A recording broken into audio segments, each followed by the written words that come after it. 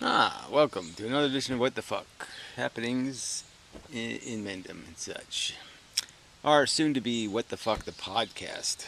Yeah, so anyway, that's what I'm thinking. Talk to the Atom guy and whatever, this and that, and it just seems like the reasonable thing to do is to do one of these podcasty things in some form or another. And yes, I've done it before and it's completely failed, but what the hell? Maybe I'll actually. Invest time in it and somehow make it work. But anyway, he's figuring out an hour of stuff like news. So I'll do actual news for 15 minutes maybe, and then philosophy and maybe even science. A little bit of 15 minutes of science news maybe, and yeah, the rest will be fun, and such, something like that. Maybe bring back a little bit of the good news or something, maybe. Just for the visual half of it. But anyway, we'll see. We'll see if I do any of this shit. The other thing I'm working on is the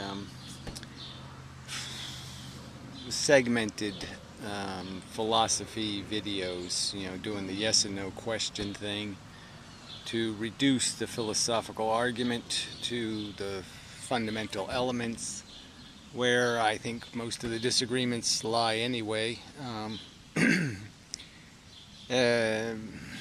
the people who are stretching reality to make things like free will and the rest of that crap, they're just doing it because they're still religious. Bottom line, they want life to be more than the story of bugs. And that's all it is. It's just the story of bugs, just bugs. So anyway, I don't know whether this is the best camera angle, but it'll have to do. Yeah, quite nice. So, a couple of subjects. So anyway, that should be posted tonight sometime. Anyway, I'll link to that somewhere. And eventually, I guess I'll I've only done a little. I'm just going to do the template of it, and then I'll just keep adding to it. So it'll be that kind of thing. So maybe I won't even bother linking to it until it's more substantive. But we'll just see. See if I make a video, and then I'll mention it. But if I don't make a video, I won't. It seems likely I'll make a video. It seems like I always eventually do make a video, right?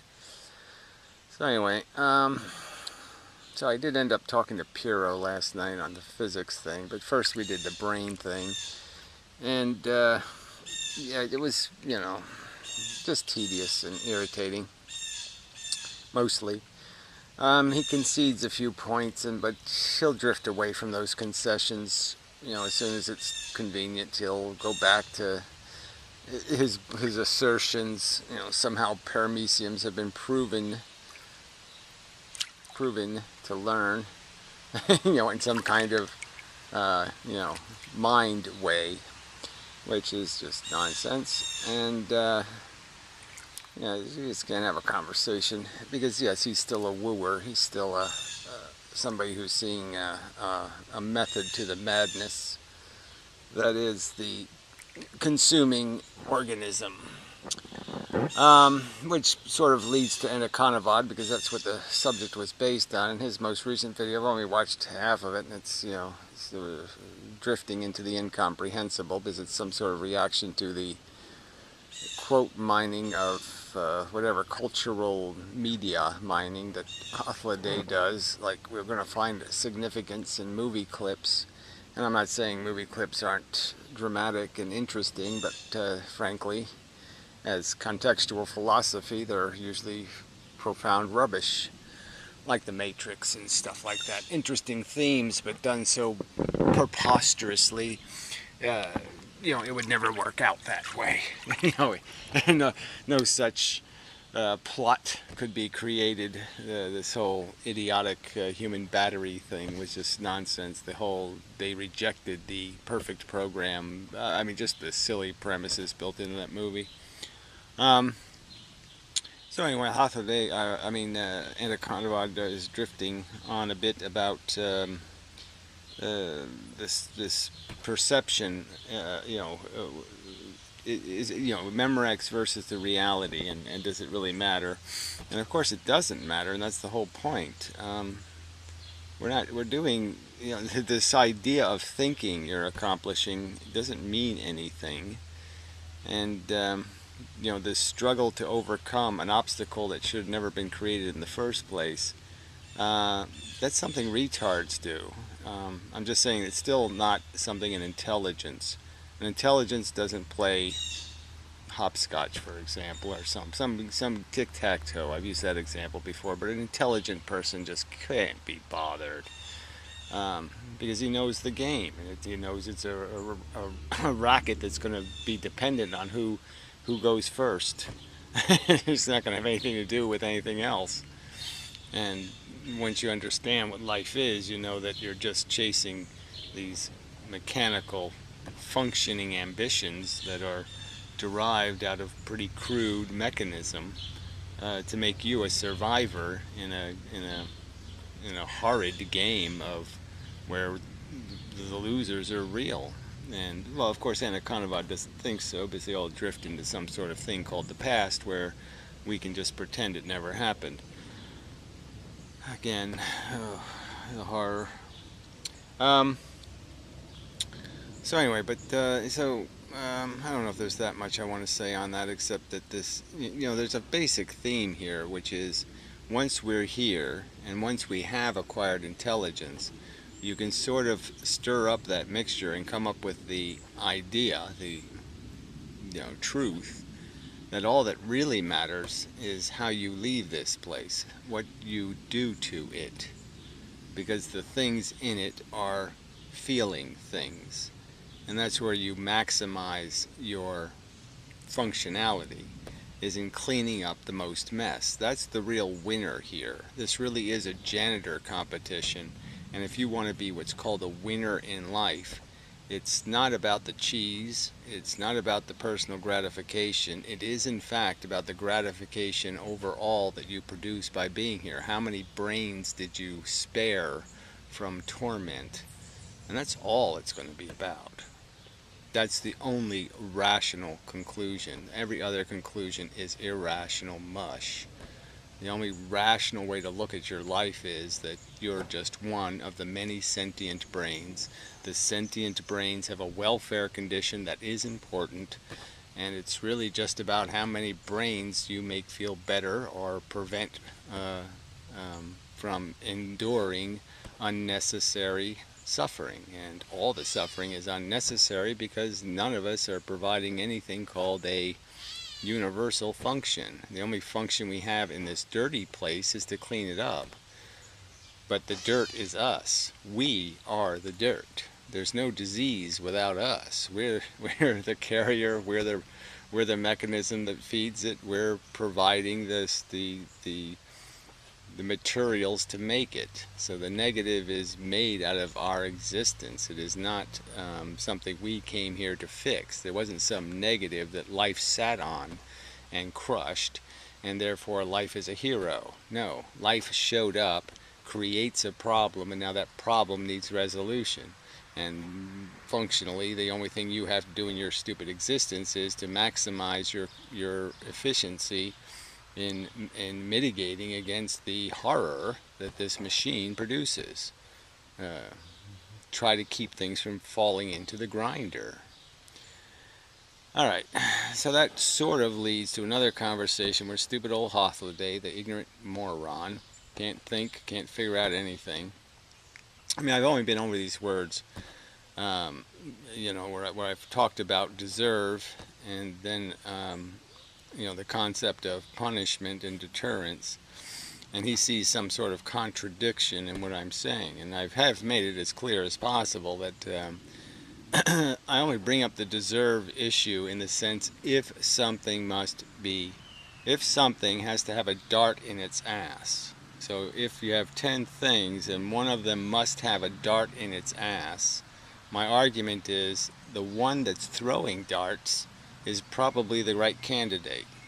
That's the guy you probably should be throwing the dart in his ass.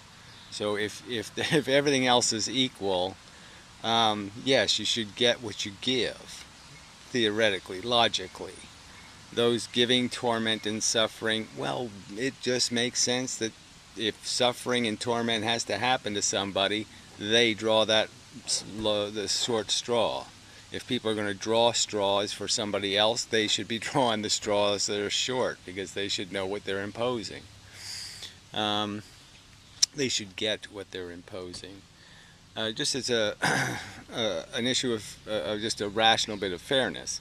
Clearly, in the world we exist in, that has a side benefit where obviously there's a connection between making deserve have something to do with it and creating deterrence, or a punishment, a reward and punishment system that creates deterrence, that creates incentives in the world. So if the winners get what they deserve, the people who behaved well are rewarded with comfort and joy, and the people who behave badly are punished with misery and discomfort, clearly there'll be a message sent to the others to reform their behavior, to be good if you want to feel good, and you'll recognize that if you have some evil thoughts, that maybe it's best not to act on those, because that evil will come home to roost in your own anus, and you'll pay a price for it. So that, I don't think there's any contradiction in those separate arguments that don't need to be combined.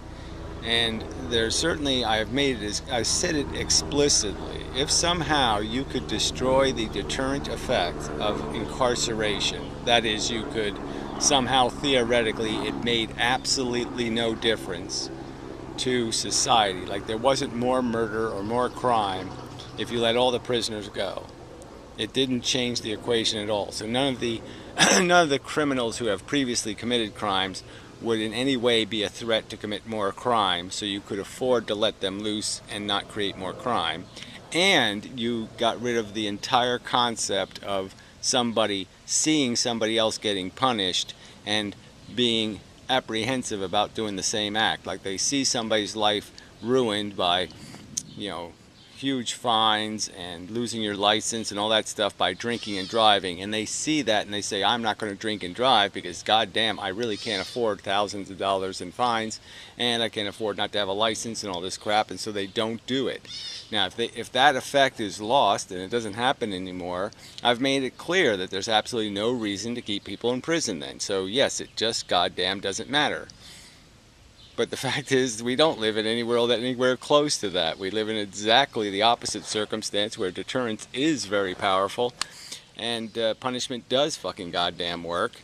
And it's just silly to have a conversation about the fact that the guilty aren't really guilty, because it doesn't matter. The fact of the matter is that they are a necessary sacrifice to the prevention of so much horror and misery. Again, I mean, I don't want to keep reiterating something that should be obvious to people, but yes, if there were no laws against me being judge and jury, I would exercise my judgment because I think it's better than anybody else's. And so yes, lots of people would be convicted, and the guilty would be properly disposed of.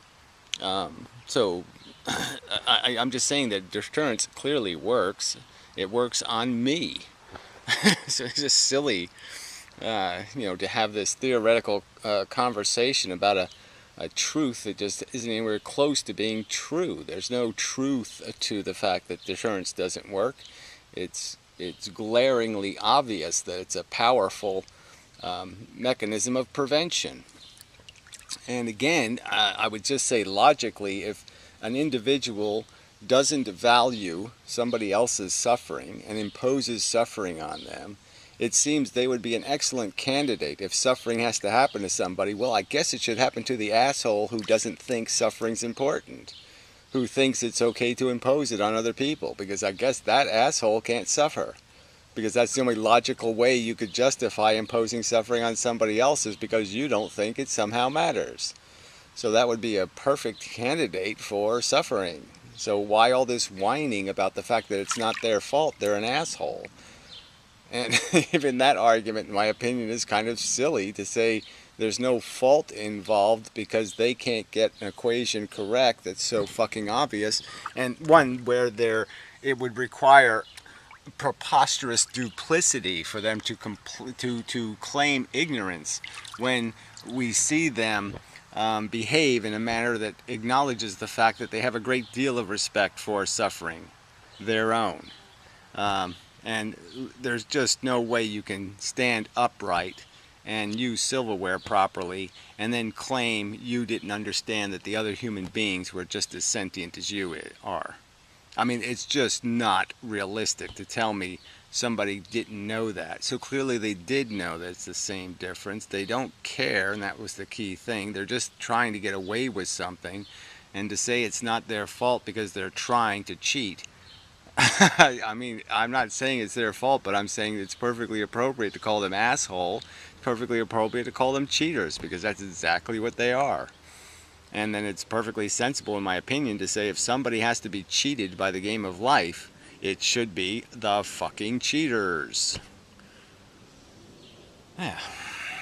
So anyway, it's probably enough of a ramble on that.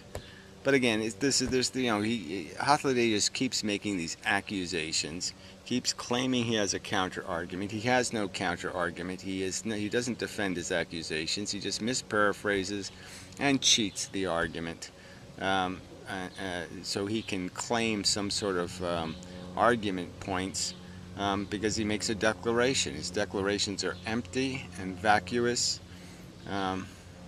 ill-informed, and overtly dishonest. So yeah, he deserves what he gets, clearly, because he's just that. He's just dishonest. Anyway, yes. Move to a more appropriate sun position, I think. Yeah, I should have gone over here in the shady corner. Yeah, then I wouldn't look so glaringly horrible. Oh, that's lovely. Yes. So, see, I thought it was too sunny at this end, but I was wrong. Yeah, it's just beautiful here. Very nice out here. So anyway, I think that covers the adventures for this week. So yeah, I'm working on stuff. Just takes time to do that, and so little bits of it at a time, and moving right along, so to speak. But yeah, I really have to make something happen on the physics thing. Got to get a real physicist to argue with, and somebody who does know, isn't 30 years removed and have make declarative statements about what they say the truth is and don't prove it with anything like evidence, which I'm afraid Pirro does way too often. He just assumes that they must have verified all of this stuff somewhere, and the fact is they haven't verified any of it. And it's really substantive stuff. I mean, it's the whole lensing argument, the two-slit experiment, the whole wave theory of photons, the whole idea of calling the whole spectrum of radiation, from radio waves to cosmic rays, calling that some sort of electric and magnetic phenomenon, when it isn't capable of producing anything electric or magnetic. Only charge. That's what electricity and magnetism are. Is they're an expression of charge, movement. You have to accelerate a charge, something with a charge, like an electron, to produce those phenomenons. And it's clear that photons have never produced them. It's photons flying through here all the time. You could hold a magnetic field detector in the air, and you're not going to detect any magnetism coming off the photons or anything like an EMF. So why are we pretending to have these things when they don't? Very irritating. But anyway, that's separate. I didn't want to get into that. But yeah, that's, like I said, we'll see how things go. This is, there's just so much wrong with the way, the way things are. I could just go on and on and on about all these subjects, and so I was thinking, just to irritate the pro-Trumpers, you know, it's not, I just totally despise Hillary Clinton, have no use for her whatsoever. But I figured I'd just make some pro-Hillary videos. Um, just because the bottom line is that, yeah, Trump is a disaster. He is insane, psychopathic, crazy tard. And it, it, it will do us no good to um, have such a lunatic anywhere close. Any of the buttons, red button, blue buttons, it doesn't matter what color the button is. Donald Trump's not competent to press any of them. And that's the truth. I mean, the mess he could make of our democracy, it's already bad enough, and he'll make it worse, because he doesn't have clue one. And, you know, it's demonstrated with every one of his policy initiatives that don't have any reason built into them at all. Let's, you know, the Mexicans are making us poor somehow. Well, let's fix the problem by spending a ton of money putting guards on a wall. Let's first waste the money building the wall, and then let's waste another bigger pile of money guarding it. Yeah, brilliant. When, you know, employer sanctions takes care of the problem for 58 cents. You can solve the whole immigration problem tomorrow for, like, I could do it for $4.79. I mean, all you need is a hard drive big enough to hold the Social Security numbers, and that's it. Okay, and this game is over. It's just not that complicated. You have a Social Security number. Your Social Security number is updated with your current address. The end. There's nothing else to worry about here. I mean, this just is so solvable, and they don't want to solve it, and that's the bottom line. So people got to quit pretending that this is a insurmountable problem. We need Donald Trump to fix it. No, they don't want to fix it, because cheap labor is good for rich fucks. It ain't good for working people. So anyway, productive people. Alright, so that's probably enough. But that's a whole subject. You could just go, I could go on and on. I mean, people just don't get this rich thing. They don't understand that rich people are stealing their money, and they don't get it. They don't think rich people are getting richer by taking their productivity. They think they're getting richer because somehow rich people fertilize money trees, and then the money falls on them and they get richer. You know, they think somebody can go into the economy, invest in it, which means you pay me back all the money plus interest. And that, so the rich person walks away from the interaction with more money in their pocket. And these idiots think, oh, he did me a huge favor. Yeah, I don't think so. It's like the casino, you know, they think they're winning. They all think they're winners. Pathetic. Alright, so now I think that's enough. You have some view this way. See, these are my asparagus here, and they're really tattered. I don't know. I think the deer decimated them early in the spring, and the weather was weird, and I don't know what the fuck happened, but they're not doing very well. And those are the giant hibiscuses there, doing quite well, quite tall. And there's the house. I don't know why that backlight's on. It's kind of retarded. I have to fix that. There's a greenhouse over there, and such. Blueberry bush with not too many blueberries on it.